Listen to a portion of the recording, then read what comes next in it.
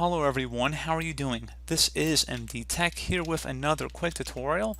In today's tutorial, I'm going to show you guys how to go about resolving it if you're going through Device Manager and you're only finding Microsoft basic display adapters when maybe you have Intel, AMD, or NVidia graphics cards.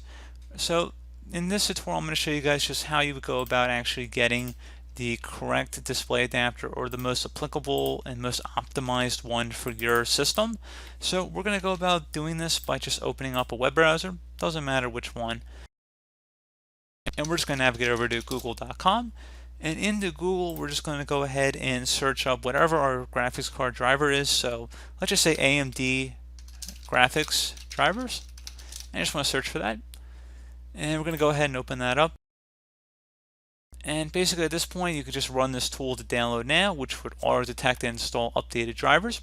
If we went back, just for example, we could do the same for NVIDIA drivers, believe it or not. And again, let's see if there is a more specific automated tool. They do have an automated tool and they have a scan here you can see. And you could probably navigate to this also just by going on the NVIDIA.com and then download page, but there's a Google direct link here, so let's just head over to that. And then you see it'll scan the system here for applicable drivers and utilities that would work for stuff that's on your system.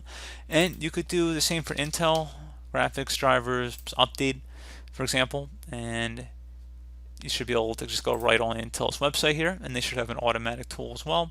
If you knew the specific product, you could search for it here through the graphics section, or you could just automatically update your drivers by clicking on this Get Started button here.